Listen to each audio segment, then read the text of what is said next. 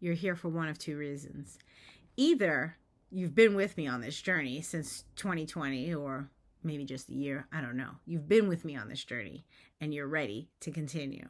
Or you just saw that title and you said, 52 stories in 52 weeks. What? Yes, it can be done. We're going to do it. You and I, we're going to write 52 stories in 52 weeks. How are we going to do it? One, we're going to do it together. We're not writing alone. Stop writing alone. I'm here. Let's do this. You and me. Join me. Two, I'm going to come here with writing prompts for you and I to be inspired with. This is not to say that you can't go write a story that you're inspired by all on your own for one of your 52 weeks. But if you need the encouragement, every single week I'm going to be here with a new writing prompt all throughout the year to keep us sort of accountable and keep us inspired. Where do I get these writing prompts, you may ask? Well, number one, I have a huge addiction to purchasing writing prompt tools. I've got a whole bookcase. I don't want to take them all off the shelf because then I'll have a big old mess here. But I have been collecting writing prompt tools and using them. I shouldn't just say that I've just been like piling them up and collecting them. I have been using writing prompt tools for approximately 12 years now, actively seeking them out, getting them, testing them out, using them when they're awesome, keeping them. And that's kind of how this YouTube channel got birthed, because I was like, it can't just be for me. So every single month, you're going to see some prompts from some of these wonderful tools that I have all around me. But I also, after all these years of doing this, have started creating some of my own prompt tools. You're going to get some of those. And when I create those, I will put them on the Stop Writing Alone Substack page in the resources section so that you can download and print them and keep them for yourself. So that's two places you're going to get prompts. But I asked and you answered. I asked the YouTube community, what types of prompts are you most looking forward to in the year 2023? And the thing that came out ahead of the pack, and this was even in conversations in the Stop Writing Alone community, were prompts associated with action. And I love this because action is like one of the things that I'm really looking forward to being one of my goals for this year. Like, get it done, just do it, act. So what is an action-associated prompt? When you come to a week where I'm giving you an action-associated prompt, it's not like I'm going to say, here you go, and you can turn off the video and start writing. When I say, here you go, it's going to be, you got to go and do something before you can then start writing. I'm really looking forward to those. I have a whole bunch planned. Very exciting. And then if you did tune into the Stop Writing Alone podcast this week, you can see it here on the YouTube channel. This week's episode was, number 180. I called it Word Power because I talked about my one word for the year, the word of my focus. But there's also a big word power theme going on in the YouTube channel as well. I have this fabulous book. Oh, I also teased it in the community chat last night. Lost in Translation.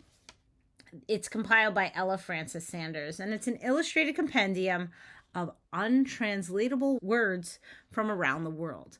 And I don't know if you guys remember this, or maybe you're still getting them, but once upon a time, I used to be just sort of haunted by these words in my social media. I was always getting different pictures of untranslatable words from around the world. So what does that mean? This is a word that is in another language that has like this glorious and beautiful meaning. It's like a whole story in a word. That's how I always felt whenever I saw these words. So when I saw this book, it has become one of my secret writing prompt tools. And so I'm going to share that with you this year. We're going to take a word, at least one a month, that is a word from another language and use that as our sole inspiration for story for the week.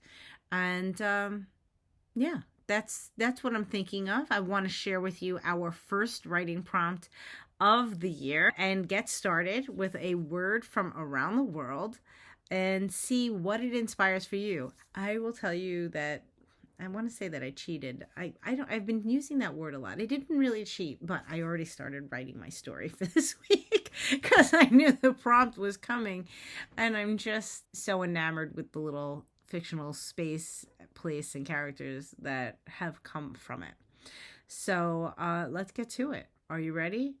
Here is prompt number 1 for our year.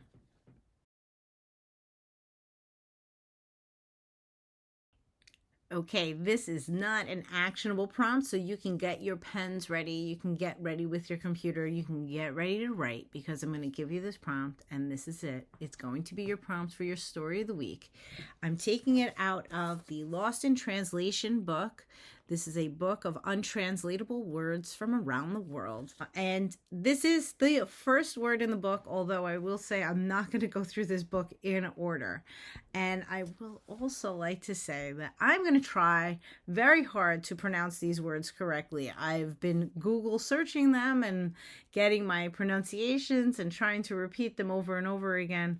But please forgive me if I do not match the correct pronunciation of a word you know well. My only foreign language study was in Spanish. I have a tendency to put a Spanish accent on any word that is foreign, which I know is incorrect. So that's why I've been trying very, very hard with this. So our first word is a Norwegian word, and it is pålegg. And it is a noun, and it is anything and everything you can put on a slice of bread. Anything and everything you can put on a slice of bread. What I love about this book, if you haven't purchased it or seen it, is that Sanders puts a little sort of reflection on each of the words, along with her beautiful illustration of each word. And so for pålegg, she writes, "It seems that Norwegians are vague but generous when it comes to sandwiches, as this word can cover most anything that you might consider putting on or in between slices of the versatile carbohydrate that is bread. Cheese, meat, peanut butter, lettuce leaves, you name it, and it's probably pålegg." Inspiring anything for you? There's something about me and food. Let me just say, food as a prompt is huge for me. So, pålegg. It could be your title of your story. It could be incorporated in your story. It might not be in your story at all, but the concept of pålegg, the anything and everything that can go on or in between slices of bread, is what you're going to use this week to write a story. Anything? I feel like I want to tell you about my story. I won't go there. It is time for you to write. It is time for you to get started to write your first of 52 stories in 52 weeks. And finally, if you're looking for any more inspiration, then check out the video I just dropped in here. Or really, what are you waiting for? Head on over to stopwritingalone.substack.com and see if there's any live writing events. You and I could be writing together right now. Stop writing alone. Let's write together. Really, whatever it is. Just keep on writing. Get your stories out into the world. I can't wait to read them. I'll see you next week.